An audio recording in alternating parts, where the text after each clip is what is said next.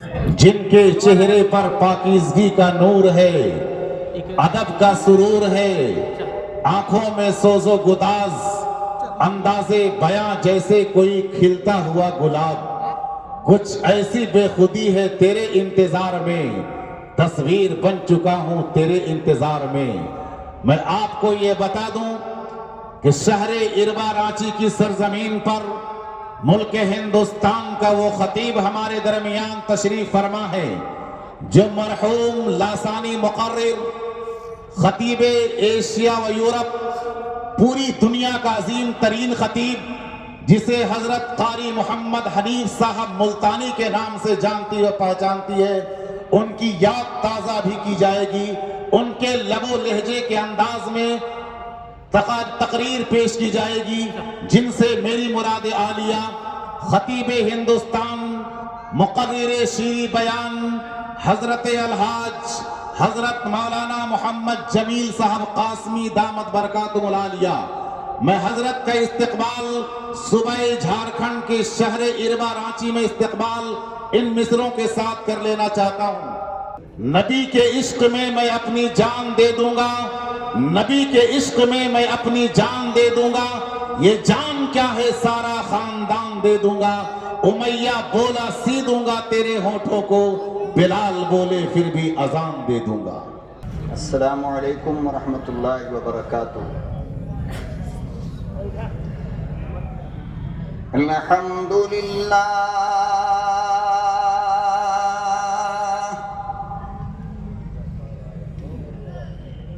الحمد لله نحمده ونستعينه ونستغفره ونؤمن به ونتوكل عليه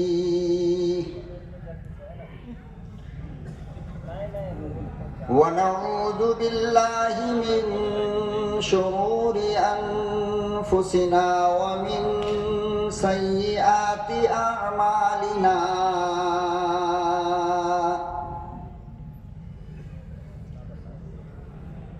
من يهده الله فلا مضل له ومن يضلله فلا هادي له ونشهد أن لا إله إلا الله وحده لا شريك له ونشهد أن سيدنا ونبينا وشفيعنا وحبيبنا وطبيبنا ومرشدنا ومولانا محمدًا عبده ورسوله أرسله بالحق بشيرا ونذيرا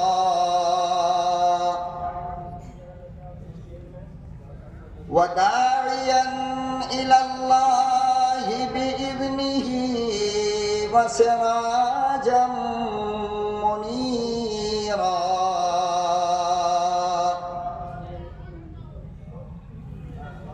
أما بعد فأعوذ بالله السميع العليم من الشيطان الرجيم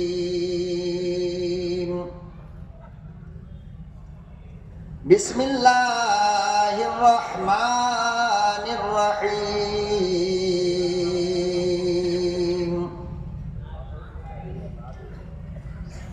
إن هذا القرآن يهدي للتي هي أقوم وقال النبي صلى الله تعالى عليه وسلم خيركم من تعلم القرآن وعلمه وسلم صدق الله مولانا العلي العظيم وصدق رسوله النبي الكريم ونحن على ذلك لمن الشاهدين والشاكرين والحمد لله رب العالمين. فرشتے ان غلاموں کی حفاظت کرتے رہتے ہیں. فرشتے ان غلاموں کی حفاظت کرتے رہتے ہیں. محمد مصطفیٰ کی جو اطاعت کرتے رہتے ہیں. محمد مصطفیٰ کی جو اطاعت کرتے رہتے ہیں. سبحان اللہ. اور ہوا بھی ان کے کچے گھر سے آہستہ گزرتی ہے. ہوا بھی ان کے کچے گھر سے آہستہ گزرتی ہے. دیے کی روشنی میں جو تلاوت کرتے رہتے ہیں. دیے کی روشنی میں جو تلاوت کرتے رہتے ہیں. محمد مصطفیٰ کی جو اطاعت کرتے رہتے ہیں. درود شریف پڑھ لے. اللہم صلی علی سیدنا محمد وعلی آل سیدنا محمد وبارک وسلم. اللہم صلی علی سیدنا محمد وعلی آل سیدنا محمد وبارک وسلم. اللہم صلی علی سیدنا محمد وعلی آل سیدنا محمد وبارک وسلم. نہایت ہی قابل قدر جناب صدر جلسہ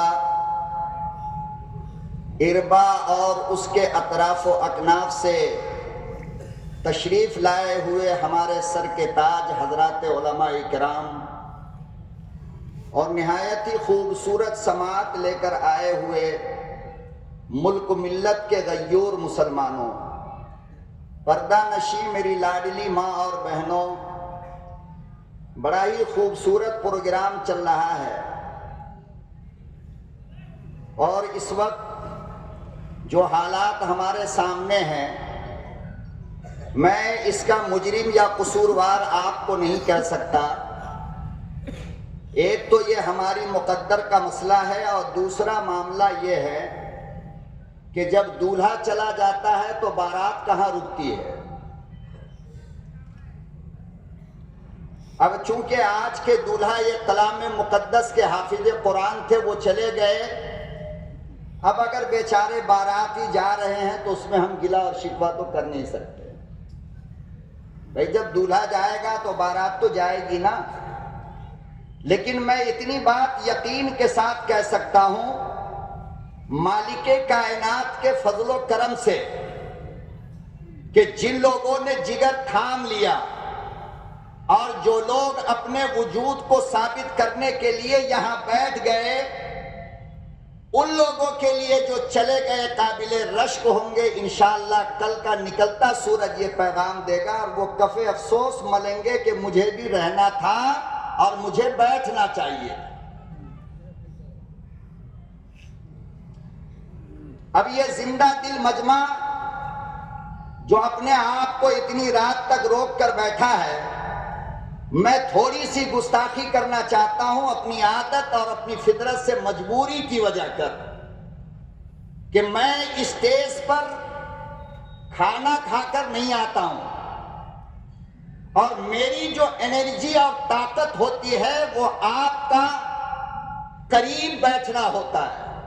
آپ لوگ اتنی دور بیٹھ گئے، مجھے ڈر ہو رہا ہے میں کیا بولوں کیا نہ بولوں، اس لیے اپنی اپنی کرسی لیجئے اور بالکل میرے قریب آ کر کے آپ بیٹھ جائیں. آ جائیے، بالکل قریب آئیے، بس بالکل آگے آ جائیے آپ۔ اسٹیج بہت کمزور ہے ورنہ ہم آپ کو اسٹیج سے بلا لیتے۔ ماشاءاللہ، یہ دیکھیے، اللہ آپ کو اس کا اجر عظیم عطا فرمائے۔ ہاں، اسے زندہ قوم کہتے ہیں اور اسی لیے گربا پورے ہندوستان میں مشہور ہے، اسی لیے جانا جاتا ہے کہ یہاں کے لوگ علماء کی زبان کی قدر اور اس کی عظمت اور وقار کا خیال رکھتے ہیں۔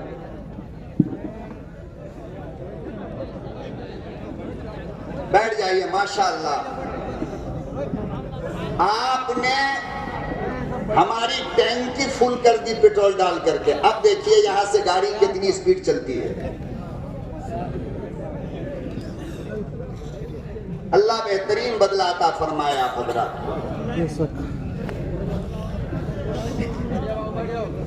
حضرت مولانا وسیع احمد صاحب ندوی قبلہ دامت برکاتہم کے 2 مہینے کی محنت کے بعد یہ مجرم آپ کے سامنے آپ کی عدالت میں بیٹھا ہے، فیصلہ آپ کو کرنا ہے کہ مولانا وسیع احمد ندوی کا سلیکشن کتنا غلط تھا اور کتنا صحیح تھا۔ میں کچھ نہیں کہتا،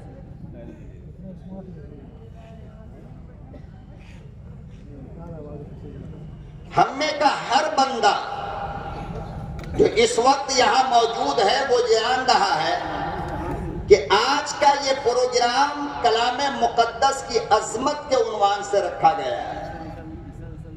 جانتے ہیں نا، قرآن کریم کے تعلق سے بات کرنی ہے اور سارے حضرات وہی بات کر کے گئے، اور ایک خوبصورت منظر آپ کی نگاہوں کے سامنے ابھی دستار فضیلت کا وہ بھی بتا رہا تھا کہ آج جو بات ہوگی وہ قرآن کی ہوگی۔ کس کی؟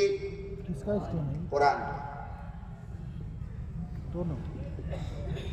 تھوڑی سی مسکراہٹ اور تھوڑا سا میرے ساتھ آپ بول دیں گے تو یقین جانو جب تک آپ کہو گے نہیں ہم یہ کرسی چھوڑیں گے نہیں چاہے فجر کی اذان ہو جائے، لیکن آپ اپنی مسکراہٹ ہمیں دیتے رہیں۔ آپ اس طرح نہ بیٹھ جائیں جیسے کسی کی بکری ہرا گئی ہو جنگل میں پیڑ کے نیچے بیٹھ گیا، ایسے نہ بیٹھے۔ زندہ قوم مسکراتے ہوئے آپ بیٹھیں تو انشاءاللہ آپ کو بہت فائدہ ہو۔ 4 کتابیں اللہ نے دنیا کے اندر نازل فرمائی ہیں۔ کتنی؟ توریت، انجیل، زبور اور سب سے اخیر میں قرآن کریم۔ بس یہی آپ کو سمجھانا ہے اور انشاءاللہ آپ سمجھ کر یہاں سے جائیں گے۔ توریت حضرت موسیٰ پر، انجیل حضرت عیسیٰ پر، زبور حضرت داؤد پر، قرآن آمنہ کے در یتیم جناب رسول امی و ہاشمی صلی اللہ علیہ وسلم پر سب سے اخیر میں آیا ہے۔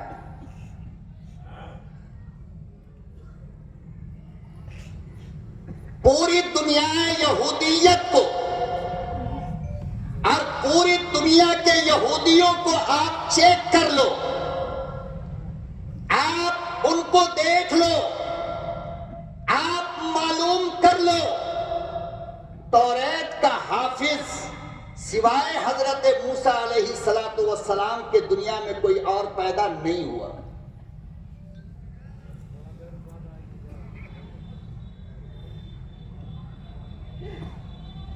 کیوں؟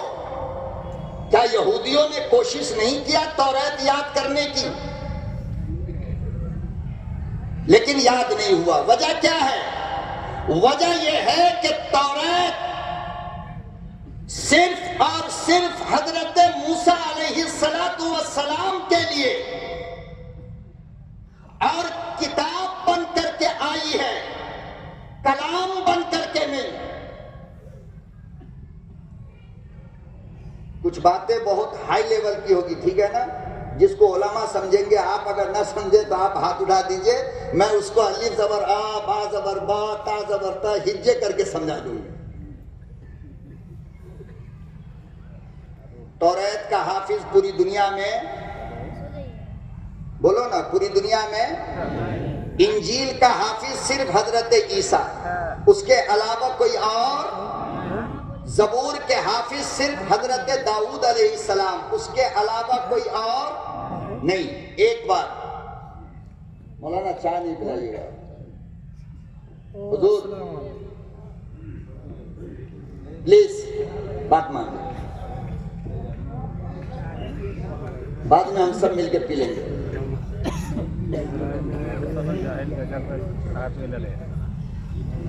توریت کا حافظ صرف موسیٰ کلیم اللہ، انجیل کے حافظ صرف عیسیٰ روح اللہ، زبور کے حافظ صرف داؤد خلیفۃ اللہ، قرآن کا حافظ محمد الرسول اللہ، عبداللہ، عبد الکلام، عبد السلام، عبد الرحمن، عبد الرحیم، اور یہ ہوتا چلا آ رہا ہے 1450 سال سے آج تک، اور آج کے بعد قیامت تک۔ کب تک؟ آج کے بعد قیامت تک۔ تو اس کی وجہ کیا ہے؟ ایک بات تو یہ کہ دنیا میں کوئی کتاب ایک ایسی نہیں، چاہے وہ چھوٹی کتاب ہو چاہے وہ بڑی کتاب ہو، دنیا میں سوائے قرآن کریم کے کسی کتاب کا حافظ پیدا نہیں ہوا۔ یہ اعجاز صرف قرآن کریم کو حاصل ہے۔ کس کو؟ بولو بھائی، کس کو؟ اچھا ایک بات، اب دوسری بات سنو۔ توریت ایک بار میں آئی ہے، کتنی بار میں؟ اللہ نے فرمایا کہ موسیٰ توریت تیار ہے، کوہ طور پر آئیے اور لے کر جائیے۔ کلیم اللہ گئے اور توریت لے کر آ گئے ایک مرتبہ میں۔ اللہ نے فرمایا اس عیسیٰ انجیل تیار ہے، آئیے اپنے عبادت خانے میں اور لے کر جائیے۔ حضرت عیسیٰ گئے اور انجیل لے کر آ گئے، کتنی بار میں؟ ایک بار میں۔ حضرت داؤد سے کہا کہ داؤد زبور تیار ہے، آئیے اور لے کر کے جائیے۔ حضرت داؤد گئے اور زبور لے کر آ گئے، کتنی بار میں؟ ایک بار میں۔ توریت آیا ایک بار میں، انجیل آیا ایک بار میں، زبور آیا ایک بار میں۔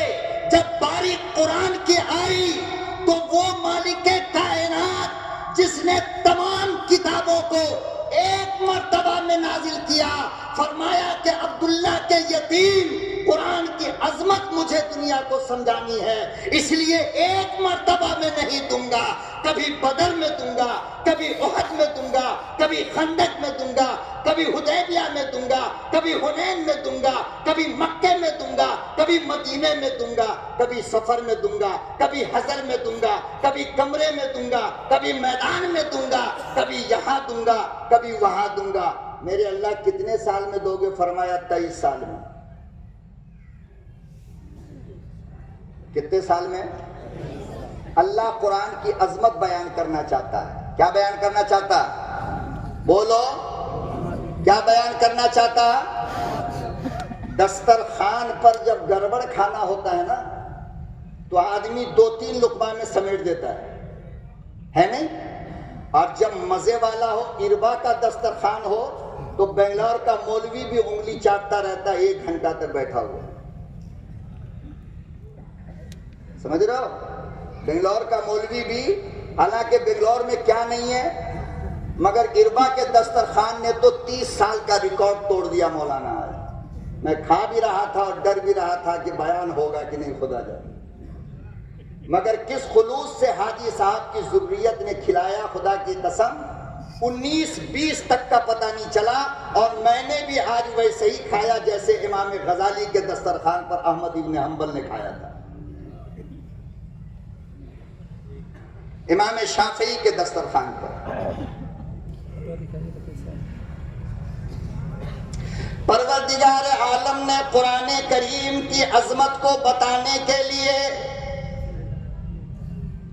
قرآن کریم کی رفت کو لوگوں کو سمجھانے کے لیے، قرآن کریم کی شان کو بتانے کے لیے فرمایا میرے بندو میری طاقت وہ ہے کہ میں لفظ کن کہتا ہوں آسمان بن جاتا ہے، لفظ کن کہتا ہوں زمین بچھ جاتی ہے، لفظ کن کہتا ہوں ہوا چلنے لگتی ہے، اور لفظ کن کہتا ہوں تجھ جیسا انسان بن جاتا ہے، لفظ کن کہتا ہوں بارش ہو جاتی ہے، لفظ کن کہتا ہوں زمین کا سینہ پھٹ جاتا ہے، لفظ کن کہتا ہوں ہمالیہ کی بلندی مل جاتی ہے۔ میں قرآن کو سمجھانا چاہتا ہوں، قرآن وہ کتاب ہے کہ مجھے آہستہ آہستہ مزہ آتا ہے۔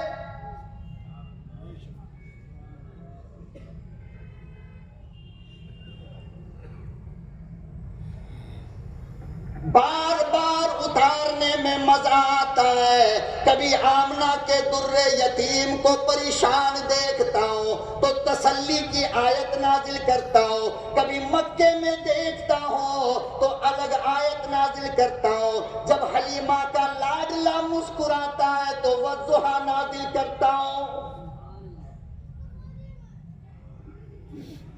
جب آمنہ کا در یتیم اپنے زلفوں کو کھول لیتا ہے تو واللیل اذا سجا نازل کرتا ہوں، جب عبداللہ کے یتیم کے ہونٹوں پہ مسکراہٹ آ جاتی ہے تو ولسانم و شفتین کو نازل کرتا ہوں، جب آمنہ کے در یتیم کا چلنا دیکھ کر مجھے رشک آتا ہے تو یمشون علی الارض ہونا کو نازل کر کے پیغمبر کے چلنے کی ادا بتاتا ہوں۔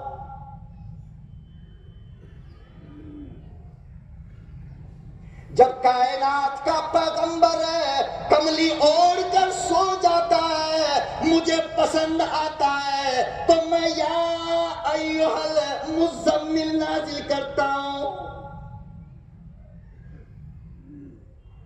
جب وہ پتلی کملی اوڑھ کر سوتا ہے تو یا ایھا المدثر کو نازل کرتا ہوں، جب وہ اکھیاں کھول کر کائنات کو دیکھتا ہے تو ما زاغ البصر نازل کرتا ہوں۔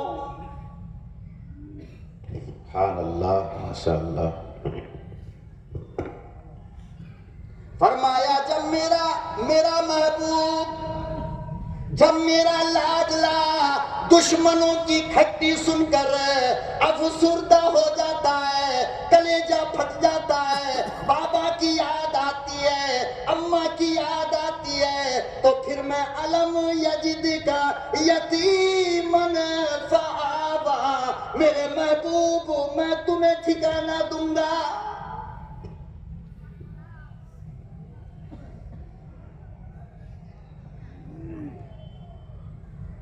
فرمایا اس لیے کلام مقدس کو میں نے 23 سال میں نازل کیا۔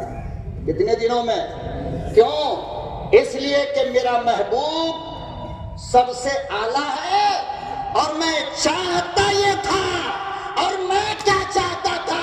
ارے سننے والے سنو، توریت لے کر جانے والا جبریل، انجیل لے کر جانے والا جبریل، زبور لے کر جانے والا جبریل، صحف موسیٰ لے کر جانے والا جبریل، ارے خود جبریل کی خواہش تھی اللہ میاں قرآن ایک بار میں مت دیجئے۔ نہیں سمجھے اربا والو؟ نہیں سمجھے؟ جبریل خود کہہ رہا ہے، ڈاکیا خود کہہ رہا ہے کہ تیرے محبوب کے چوکٹ پہ جب جاتا ہوں نا رب تو ہٹنے کا دل نہیں کرتا، اس لیے ایک بار میں نہیں، ایسا کرنا میں بار بار جاؤں۔ کیا کروں؟ رب کی تمنا یہ کہ میں بار بار بات کروں، جبریل امین کی تمنا یہ کہ میں دروازہ مصطفیٰ پر، در مصطفیٰ پر بار بار جاؤں، تاکہ آمنہ کے در یتیم کا دیدار ہو، اور میں فخر سے کہہ سکوں آسمان کے نوری فرشتوں کو کہ اے فرشتوں، میں اس ذات کو دیکھ کر آیا ہوں جس ذات کے اندر رب کا حسن نظر آتا ہے۔ اللہ کی تمنا بار بار آئے، جبریل کی تمنا بار بار آئے، ہاں ہاں، یہی تو قرآن کا اعجاز ہے کہ کوئی بندہ اگر چاہتا تو 1 گھنٹے میں پورا قرآن یاد کر لیتا، مگر اللہ یاد کرنے نہیں دیتا۔ کیوں؟ اس لیے کہ رب کی سنت کیا ہے؟ 23 سال، تو کم سے کم 3 سال لے لے قرآن یاد کرنے میں، تاکہ رب کی سنت ادا ہو جائے۔ ایک بار میں قرآن یاد نہیں ہوتا ہے۔ اس لیے میرے رب نے 23 سال میں نازل کیا۔ کتنے سال میں؟ 2 بات ہوئی، ٹھیک ہے، آپ نوٹ کر کے رکھنا۔ اب تیسری بات سنو، دنیا میں توریت محفوظ ہے، اس میں چینجنگ ہو گئی۔ کیا ہوا؟ ہر گروپ والے نے الگ توریت چھاپ لیا، ہر گروپ والے نے، عیسائیوں کے تمام فرقوں نے الگ انجیل چھاپ لیا، داؤدیوں کے تمام فرقوں نے۔ دیکھو میں آپ سے ایک گزارش کر دیتا ہوں، مجھے معاف کرنا، اسٹیج پہ جو حضرات ہوتے ہیں ان کی اپنی ضروریات ہوتی ہے، بہت دیر سے وہ بیٹھے ہوتے ہیں، استنجا وغیرہ کے لیے وہ جاتے ہیں، تو خدا کے واسطے جانے والوں کو مت دیکھا کرو، میرا لنک، میرا رشتہ آپ سے کٹ جاتا ہے۔ میں رشتہ بڑی محنت سے بناتا ہوں، آپ مجھے دیکھو، ان کی ضروریات ہے، وہ جاتے رہتے ہیں آتے رہتے ہیں، ٹھیک ہے نا؟ آپ ادھر ادھر نہ دیکھو۔ ابھی بھی یہ حافظ جی ادھر ہی دیکھ رہا ہے، حافظ جی ہم کو دیکھو۔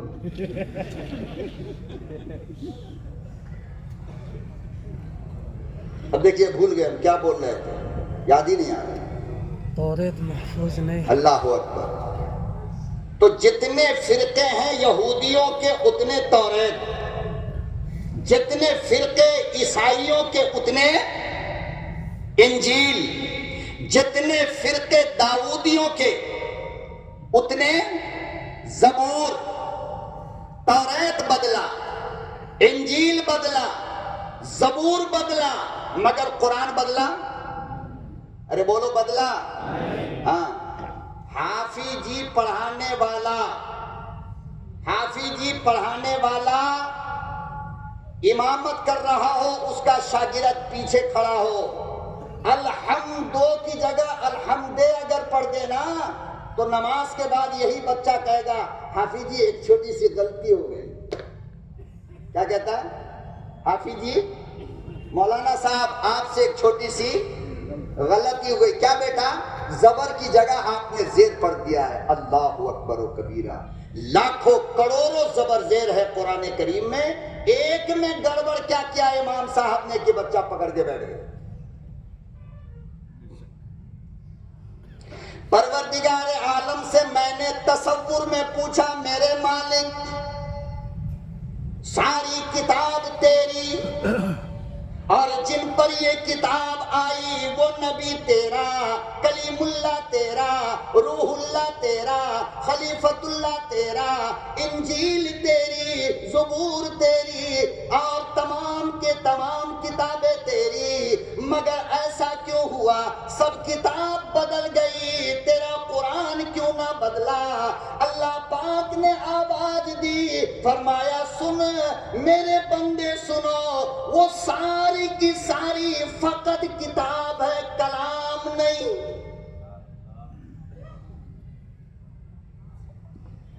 توریت کتاب اللہ ہے، کتاب اللہ ہے، کلام اللہ نہیں۔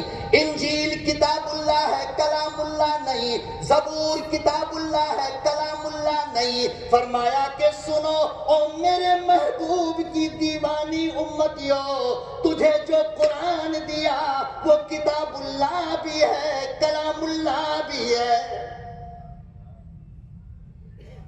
تو کیا ہوا؟ کیا ہوا؟ اب یہ پوائنٹ سمجھو۔ ہوا یہ کہ کتاب اللہ کہتے ہیں اس کو جو کاغذ پہ لکھی گئی ہو۔ کیا کہتے ہیں؟ کتاب اللہ کہتے ہیں اس کو جو کاغذ پر لکھی ہو، اور کاغذ پرانا بھی ہوگا، کاغذ جلے گا بھی، کاغذ مٹے گا بھی، سب کچھ ہوگا نا، ہے نا؟ تو توریت، انجیل، زبور کتاب اللہ ہے، اس لیے اس کے اندر چینجنگ آ گئی، یہ جل گیا۔ لیکن قرآن کتاب اللہ بھی ہے کہ کاغذ پہ لکھا ہے، اور کلام اللہ بھی ہے، اور کلام جو ہوتا ہے یہ متکلم کی صفت ہوتی ہے۔ اہل علم توجہ فرمائے، کلام جو ہوتا ہے وہ کیا ہوتا؟ وہ کیا ہوتا؟ متکلم کی میں بول رہا ہوں، یہ میری صفت ہے۔ کیا یہ میرا کلام ہے، کلام ہے۔ اب آپ بتاؤ، جب تک میں زندہ رہوں گا مجھے بولنے سے کوئی روک سکتا ہے؟ میرا کلام زندہ رہے گا یا نہیں رہے گا؟ اللہ نہ کرے کوئی نظر لگا دے تو جب تک ہم زندہ رہیں گے ہمارا کلام زندہ رہے گا۔ قرآن رب کا کلام ہے، قرآن اللہ کی صفت ہے، اللہ متکلم ہے۔ جب تک میرا رب رہے گا رب کا کلام رہے گا۔ سبحان اللہ، بے شک، بہت خوب۔ چاہے ایسی جتنی حکومت ٹر ٹر ٹر کرے، قرآن کا کچھ بگڑنے والا نہیں۔ کیوں؟ اس لیے کہ میرا مالک قدیم ہے، ہمیشہ سے ہے، ہمیشہ۔ قرآن بھی ہمیشہ سے ہے، یاد رکھو۔ دنیا بنی نہ تھی، ابھی زمین بنی نہ تھی، آسمان بنا نہ تھا، فرشتوں کا وجود نہ تھا، کائنات نہ تھی، کچھ بھی نہیں۔ اس وقت اللہ سورہ یاسین کی تلاوت کرتا تھا۔ اس کے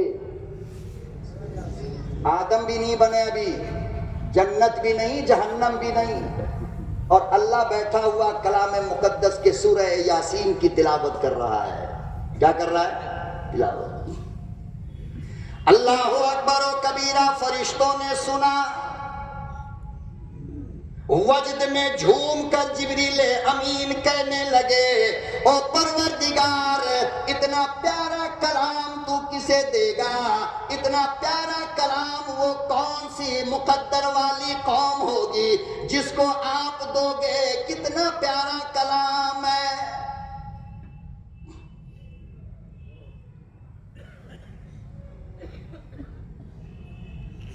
اسی لیے لوگوں گھبرانے کی ضرورت نہیں ہے۔ یہ چاہے جتنے بڑے بڑے جلاد آ جائیں، جتنی بڑی بڑی طاقت کے ساتھ آ جائیں، جتنے بڑے بھی دشمن بن جائیں، نہ عظمت مصطفیٰ کا بگڑے گا، نہ قرآن کا بگڑے گا۔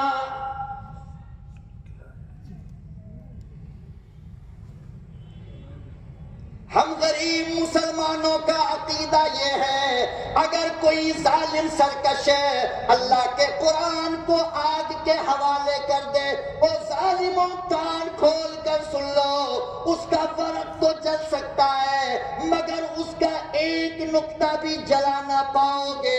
ہم نے لشکر تیار کر دیا، میرا ایک حافظ کھڑا ہوگا، پورا قرآن لکھوائے گا۔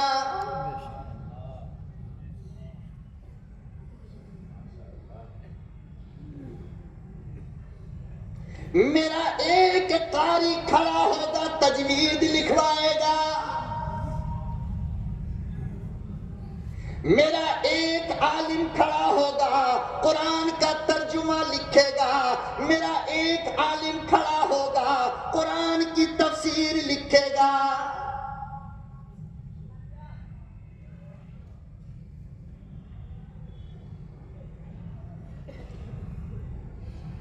قرآن کریم صرف کتاب اللہ نہیں، اللہ کا کلام ہے۔ جب اللہ کا کلام ہے تو پھر جب تک رب رہے گا تب تک قرآن رہے گا۔ رب کو موت نہیں، قرآن کو موت کیسی؟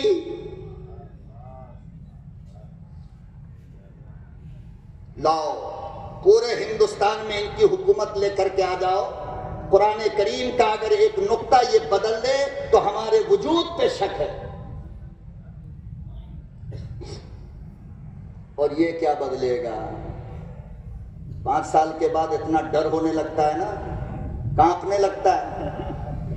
اب بار کیا ہوگا، اس بار کیا ہوگا، کھانا پینا سب بند۔ ارے وہ انگریز کا دور حکومت یاد کرو، جب پرندہ پر اس کی اجازت کے بغیر مارتا نہیں تھا۔ وہ زمانہ تھا جب پورے ہندوستان سے قرآن کو اکٹھا کیا انگریزوں نے۔ جب پوچھا گیا کیوں جمع کر رہے ہو، کہا کہ سنو، جب تک ہندوستان میں مسلمان ہے اور سینے میں قرآن ہے، انگریز کی 7 نسل بھی ہندوستان پہ قبضہ نہیں کر سکتی ہے۔ ملکہ وکٹوریہ کو یہاں سے انگریز کے جنرل نے رپورٹ لکھ کر کے بھیجا تھا قاری صاحب، وہ رپورٹ آج بھی کلکتہ کی لائبریری میں موجود ہے۔ جب انگریز نے پوچھا لندن سے کہ کیا بات ہے، اتنا لیٹ کیوں ہو رہا ہے، تو کہا کہ کان کھول کر کے سن لو، ابھی ہم نے 8 لاکھ مسلمانوں کو مارا ہے، ابھی تو بہت سارے زندہ ہیں، اور جب تک مسلمان ہے اس کے سینے میں قرآن ہے، ہم ہندوستان کو فتح نہیں کر سکتے۔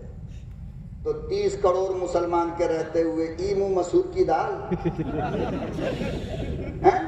اتنا لمبا، کوئی وہ کونا میں چھپ کے بولے گا، کوئی اس کونا میں چھپ کے بولے گا، کوئی اس کونا میں چھپ کے بولے گا۔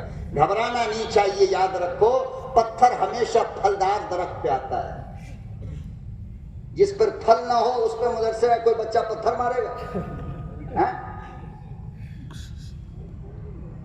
ابھی ہم دوپہر صبح میں گئے ہوئے تھے، کون سا مدرسہ مولانا وہ؟ سرسا اسلامیہ محمودیہ میں، وہ بڑا میدان میں آم کا پیڑ ہے۔ ہم نے کہا حضرت آم نہیں آتا ہے، تو حضرت نے کہا مولانا پتھر کھا کے بچے گا تب نہ آم آئے گا۔ وہ پتھر مارتا کو کہا ٹکولا ہوتا ہے، اب بچوا لوگ مارنا شروع کر دیتے۔ جب آم ختم تو پتھر، پتہ یہ چلا کہ پھلدار درخت کو پتھر گرتا ہے، بانجھ پہ گرتا نہیں ہے۔ مسلمانوں، تمہارے اندر کچھ ہے جو تم کو بار بار چھیڑا جاتا ہے، اگر کچھ نہیں ہوتا تو چھیڑتا کوئی کیوں؟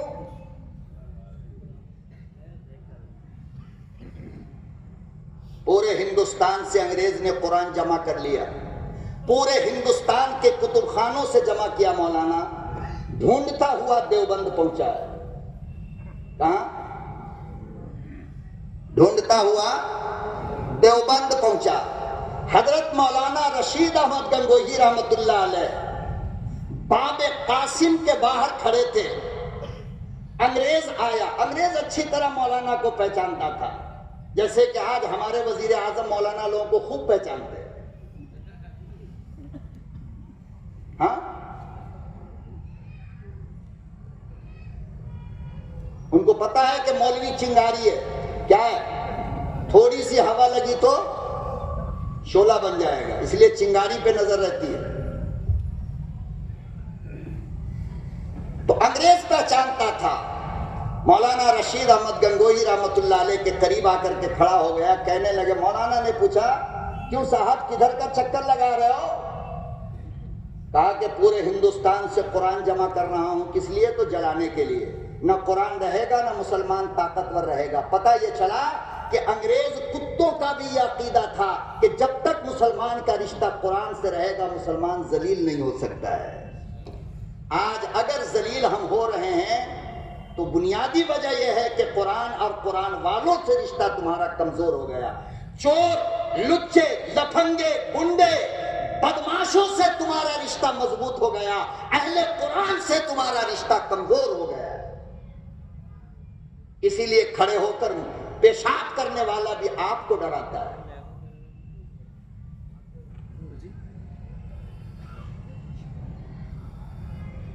انگریز کہنے لگا میں قرآن جمع کر رہا ہوں، مجھے جلانا ہے۔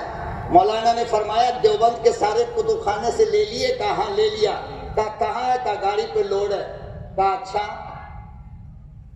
سارا قرآن جلا دو گے؟ کہا بالکل۔ پھر کیا ہوگا؟ نہ مسلمان کے پاس قرآن رہے گا نہ ایمان سلامت رہے گا۔ آئے مولانا نے کہا بیٹے یہیں پہ کھڑے رہو 1 منٹ۔ کیا کہا؟ سامنے ایک بچہ ہاف پینٹ پہنے ہوا گلی ڈنڈا کھیل رہا تھا، ناک سے نیتا بھی چو رہا ہے، سمجھے؟ چھوٹا سا بچہ 6 یا 7 سال کا رہا ہوگا، چڈی پہنے ہوا، گلی ڈنڈا کھیل رہا، ناک سے ملائی بھی آ رہی ہے۔ مولانا رشید احمد گنگوہی رحمت اللہ علیہ نے آواز دی، فرمایا بیٹے ادھر آؤ، ڈرتا ہوا کانپتا ہوا بھاگ کر آیا۔ مولانا نے اشارہ کیا، فرمایا میرے لخت جگر ہے، میرے نانا کا قرآن سنا۔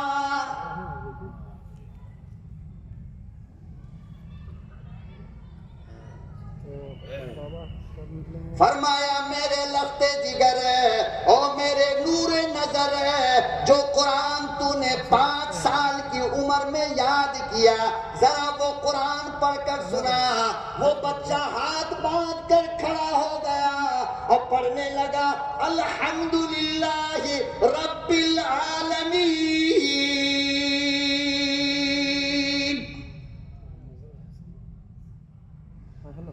تلاوت ہو رہی ہے، معصوم بچہ رب کا کلام پڑھتا جا رہا ہے۔ مولانا نے جو نظر اٹھا کر دیکھا، خدا بند ذوالجلال کی قسم ہے انگریز کے آنسو گر رہے تھے۔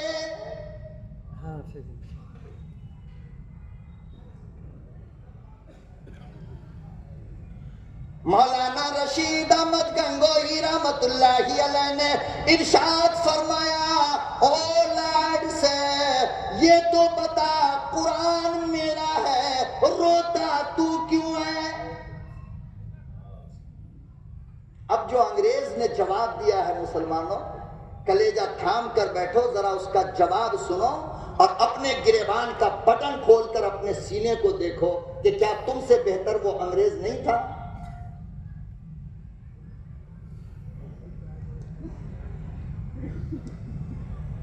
مولانا رشید احمد گنگوہی رحمت اللہ علیہ نے فرمایا، قرآن تو میرا ہے، آنسو تمہیں کیوں گر رہا ہے؟ انگریز کہنے لگا، ہاں بات تو صحیح ہے، سمجھ میں نہیں آتا مگر دل میں اتر رہا ہے۔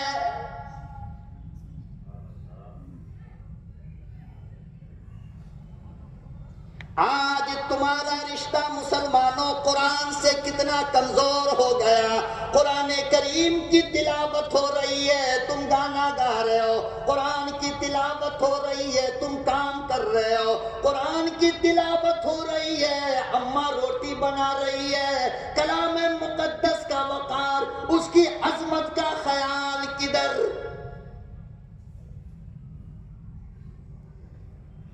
کون اس کی عظمت کا خیال رکھے گا؟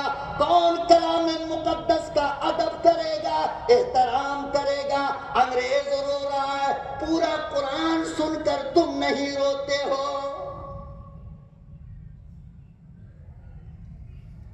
کبھی قرآن سن کر آنکھ سے 2 قطرے گرے؟ حالانکہ اللہ نے قرآن میں کہا کہ ایمان کی پہلی پہچان یہ ہے، اذا ذکر اللہ وجلت قلوبہم، کہ ایمان کی پہلی پہچان یہ ہے کہ جب وہ قرآن سنتا ہے تو کلیجہ پھٹ جاتا ہے۔ انگریز کا کلیجہ پھٹ گیا، انگریز کے کلیجے پر رب کا قرآن اتر گیا، لیکن تمہارے سینے پر اور تمہارے کان پر آج تک ایک جوئی نہ رینگ سکی۔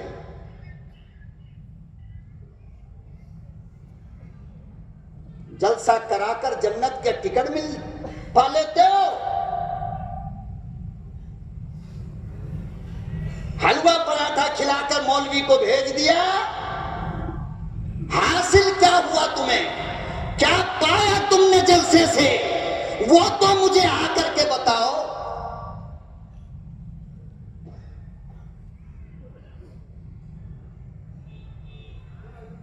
ایمان والے ہو، قرآن والے ہو، رسول اللہ والے ہو، بیت اللہ والے ہو، اہل اللہ والے ہو، تو اپنے اندر سنجیدگی اور متانت پیدا کرو، اسلام کی پہچان پیدا کرو، اسلام کی عظمت اور شان کو اپنے اندر پیدا کرو۔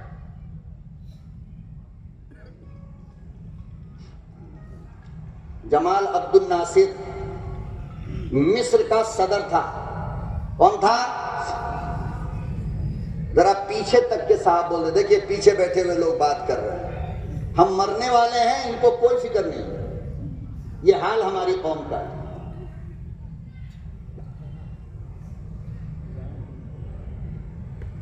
مولوی کو شوق ہے اپنے گلے کو پھاڑنے کا، اپنے سینے میں درد پیدا کرنے کا، علماء کو شوق ہے۔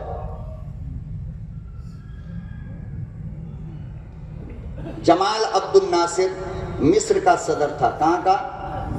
1972 کی بات ہے۔ کب کی؟ پچھلی سب والے بھی ایک مرتبہ زور سے بول دو، بس میں سمجھوں گا آپ جاگ رہے ہو، بھاگ نہیں رہے۔ 1972 ہاتھ اٹھا کر بتائیے ہم جاگ رہے ہیں۔ ہاں ماشاءاللہ مولانا آپ بولتے رہو، ہم تمہارے ساتھ ہیں، ایک بار بولو ماشاءاللہ، پھر تو ہو گیا آج کام۔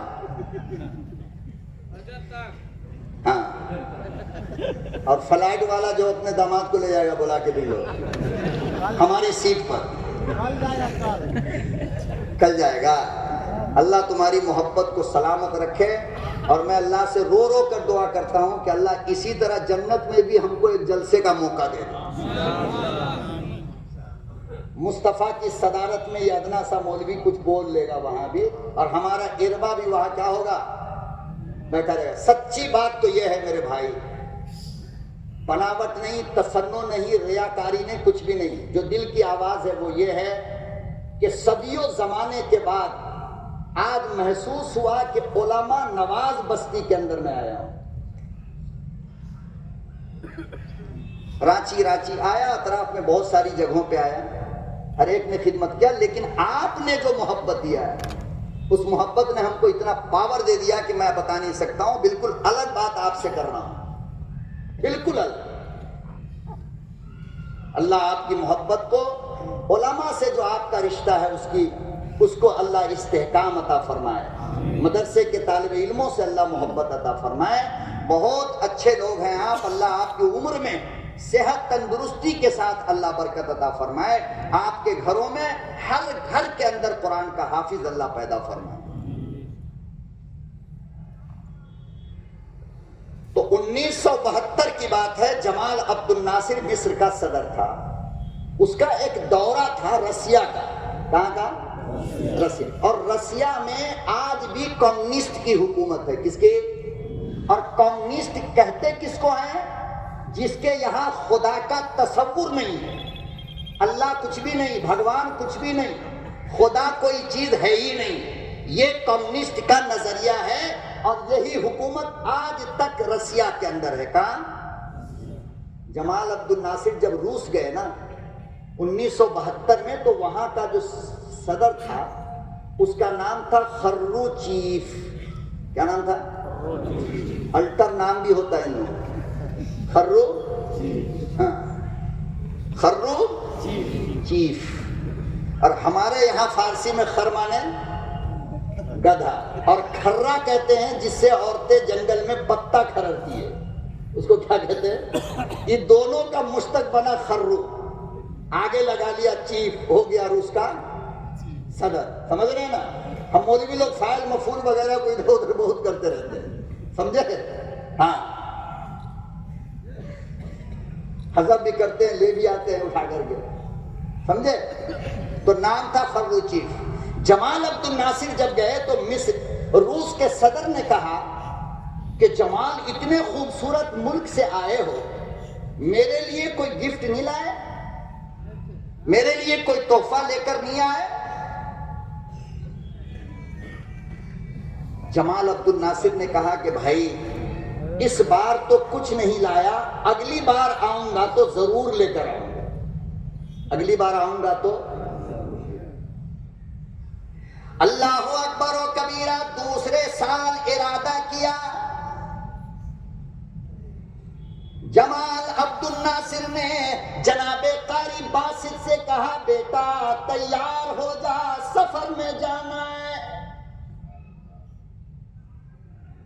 ہے تو حکمراں، ہے تو بادشاہ، لیکن اسے بھی یہ پتا ہے کہ رب کے قرآن سے بڑا گفٹ کچھ ہو ہی نہیں سکتا۔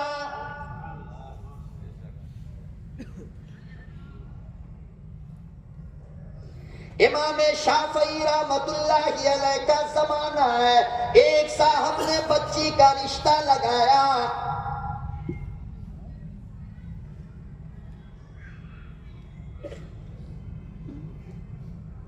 بیٹی کا رشتہ لگایا اور لڑکا والے سے کہا کہ میں دنیا اور آخرت کی تمام چیزیں دوں گا.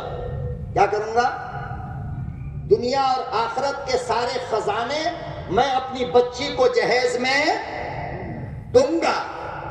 شادی ہو گئی، نکاح ہو گیا، انتظام کچھ بھی نہیں. وعدہ کیا کیا تھا؟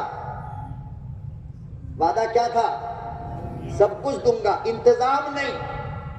پریشان ہے. امام شافعی کو یہ اطلاع ملی.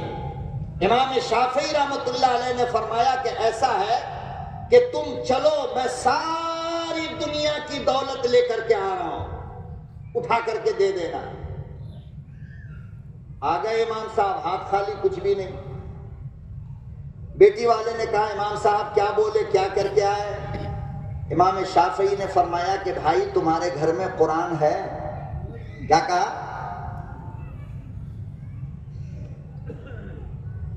تمہارے گھر میں قرآن ہے؟ تو کہا کہ ہاں ہمارے گھر میں قرآن ہے. کہا کہ قرآن دے دو، اس میں دنیا بھی ہے اور آخرت بھی ہے. اس میں دنیا بھی ہے اور آخرت بھی ہے.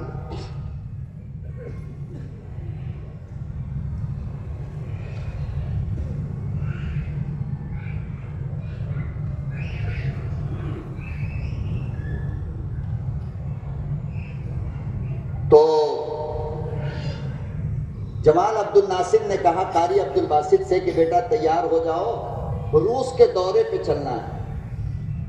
قاری صاحب تیار ہو گئے، رسیا گئے. اب قاری باسط جو تھے وہ کالے رنگ کے تھے. کیسے؟ کالے. مگر قرآن کیسا پڑھتے تھے پتہ ہے نا؟ قاری باسط کی تلاوت کا پتہ ہے نا؟ لے کر کے گئے. روس کے صدر نے استقبال کیا اور کہا کہ ناصر، پچھلی بار تو نے وعدہ کیا تھا کہ اگلی بار آؤں گا تو گفٹ لے کر آؤں گا. کیا لے کر کے آئے؟ کہا کہ کائنات کا سب سے بڑا گفٹ لے کر کے آیا ہوں. کہا کہ نظر تو نہیں آ رہا ہے؟ کہا ہاں ہاں، میرا رب جو گفٹ دیتا ہے وہ نظر آتا نہیں، محسوس ہوتا ہے. نظر آتا نہیں بلکہ کیا ہوتا ہے؟ اب وہ الٹر میاں گھنٹی رام کیا سمجھے؟ کہا کہ دے رے بابا، کیا ہے، دے تو صحیح. جناب جمال عبد الناصر نے اشارہ کیا. قاری عبد الباسط وہیں پر بیٹھ گئے، اس طرح ہاتھ رکھا، قرآن کریم کی تلاوت شروع کر دیا. یاسین والقرآن الحکیم،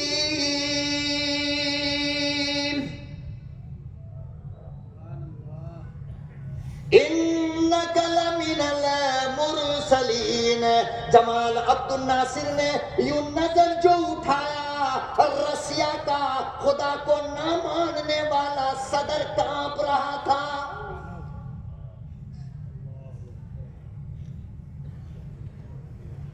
آنسو کے قطرے گالوں سے ٹپک رہے تھے.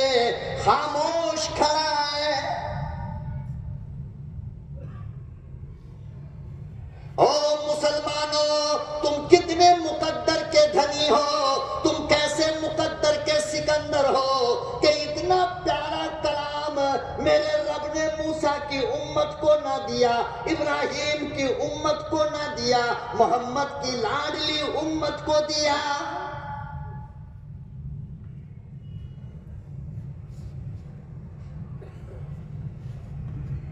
روس کا صدر روتا جا رہا ہے اور کہنے لگا او جمال، اپنے دیوانے سے کہہ دے وہ خاموش ہو جائے، 2-4 آیتیں اور پڑھے گا تو میرا جگر پھٹ جائے گا.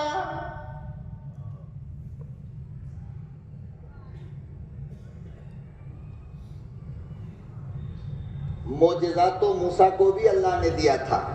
کس کو؟ کیا معجزہ تھا موسیٰ کا؟ لاٹھی کو زمین پہ رکھا تو اژدہا بن گیا، سانپ بن گیا. وہ بھی کیسا؟ جس نے عدالت فرعون کے تمام سانپ کو نگل گیا. لیکن موسیٰ کے انتقال کے بعد وہ لاٹھی تو تھی نا. اگر کوئی یہودی اس لاٹھی کو زمین پہ رکھے تو اژدہا تو چھوڑو چیٹی بھی نہیں بن رہی ہے۔ پتہ یہ چلا کہ کلیم اللہ کا معجزہ کلیم اللہ کے ساتھ خاص تھا۔ کس کے ساتھ؟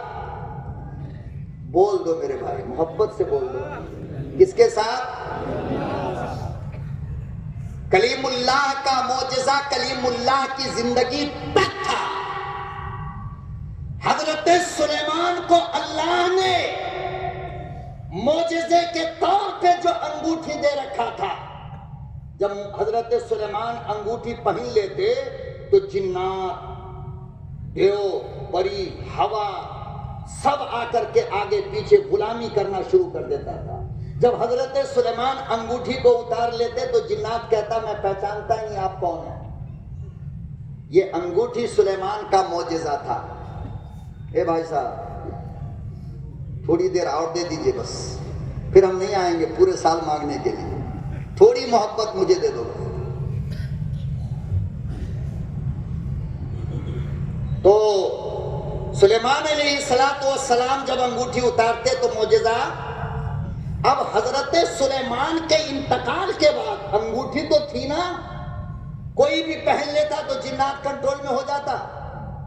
ارے بولو نا، اور جتنا مولوی ڈھکوسلا کرتا ہے نا کہ ہمارے اوپر جنات آتا ہے، شیطان آتا ہے، یہ سب سے بڑا شیطان خود ہے۔ سمجھ رہے ہو نا؟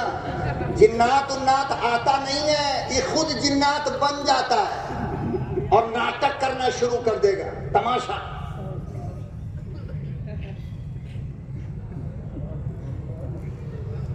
کوئی جنات النات کے چکر مت پڑنا، ایسے لوگوں کے جھکوسلے میں ان کا وہ فن ہے۔ کیا یہ فن ہے؟ جیسے کہ ڈھکوسلا اور جیب بھرو پیر کا فن ہوتا ہے، بیٹھا رہے گا بات کرتے کرتے کرتے کرتے، اب پیچھے سے کوئی مرید کا حضرت چائے آگے، اچھا یہ دیکھو یہ کون سا آنسو تھا بابا جو 2 منٹ میں سو گیا؟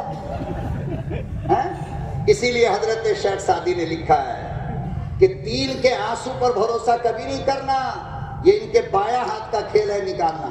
کیا ہے؟ ایک عورت سن تو نہیں رہی ہے؟ اچھا آہستہ سے سن۔ ایک ہے،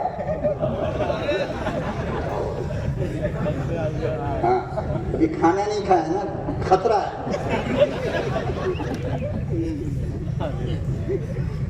دوسرا شیعہ، گالی والا شیعہ، اور تیسرا پیر، یہ جب چاہے رو سکتا ہے اپنا کام بنانے کے لیے، اور جب چاہے ہنس سکتا ہے۔ اس لیے فرمایا کہ ایسے پیر کے اوپر کبھی بھی بھروسہ، یہ ان کا فن ہے، جب چاہے تو جنات کو بلا لے گا، ان کے باپ کا نوکر ہے جنات۔ اور عورتیاں سب کو بیوقوف بناتا رہے گا، عورت سب بھی سر کو ایسے جھکا کے بیٹھے رہے گی جیسے خانہ کعبہ کے سامنے بیٹھی ہے۔ کمبخت شوہر کے سامنے کبھی نہیں جھکاتی، اب پیر کے سامنے پورا جھکا کے بیٹھ جائے گی۔